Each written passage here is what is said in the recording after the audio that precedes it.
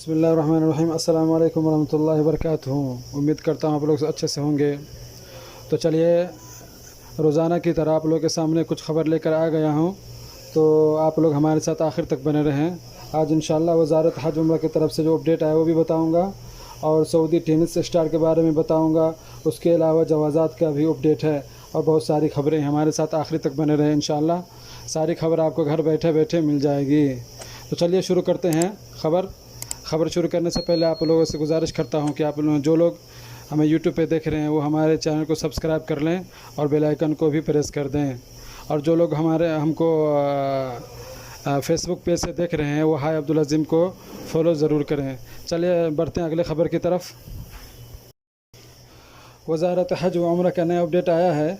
कल हफ्ते के रोज़ सऊदी अरब में वज़ारत हज व उम्रा ने ज़ोर दिया है कि मक्का मुअज़्ज़मा में आने वाले ज़ायरीन उम्रा वीज़ा में बताई गई मुद्दत पर अमल करना होगा, जो कि 30 या 90 दिन तक का दरमियान है। उम्रा ज़ायरीन को चाहिए कि वो वीज़ा की मेयार ख़त्म होने से पहले अपना मुल्क रवाना हो जाए। तो चलिए चलते हैं अगली ख़बर की तरफ। सऊदी टेनिस स्टार सऊदी यारा अल हकमानी ने रूसी अरमोकोवा को हराकर ITF बहरीन इंटरनेशनल चैम्पियन जीत लिया है। तो चलिए चलते हैं अगली ख़बर की तरफ। जवाजात की तरफ से अपडेट आई है। जवाजात ने माह रबीउल अव्वल के दौरान रहाइश और काम करने के ज़वाबित की ख़िलाफ़ वर्जी करने पर शहरियों और मुकीम गैर मुल्कियों के ख़िलाफ़ 16,510 का कानून का फ़ैसला जारी किया है। और एक नई अपडेट आई है सऊदी पानी कंपनी की तरफ से। रियाज के अल-नर्जिस ज़िला में कुल 40 करोड़ रियाल की लागत से स्यूज़म का काम शुरू हुआ है। और एक बड़ी अपडेट आई है शाही हुक्म।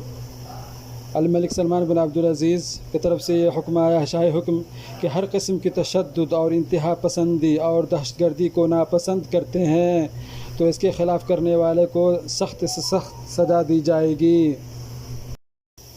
तो अब बढ़ते हैं इंटरनेशनल ख़बर की तरफ। इराक़ के अंदर बम धमाके हुए हैं, जिसमें कम से कम जान बहक होने वाले में 8 अफराद हैं और 20 लोग ज़ख्मी हो गए हैं। इसी तरह दक्षिण कोरिया के राजधानी हेलोवीन के दौरान भगदड़ मचने से कम 149 आदमी का इंतकाल हो गया है और 73 आदमी घायल हो गए हैं। इसी तरह एक ख़बर लेबनान से आई है कि लेबनान के राष्ट्रपति औन ने अपने 6 साल के बाद ओहदा के कुर्सी को छोड़ दिया है और अभी दूसरा राष्ट्रपति अभी तक नहीं आया है।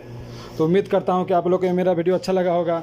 अगर अच्छा लगा है तो प्लीज़ हमारे चैनल को सब्सक्राइब करें और बेल आइकन को भी दबा दें, ताकि लेटेस्ट वीडियो का नोटिफिकेशन आप लोगों को मिलता रहे। और कमेंट करके भी इस वीडियो के मुताल्लिक कुछ बता सकते हैं।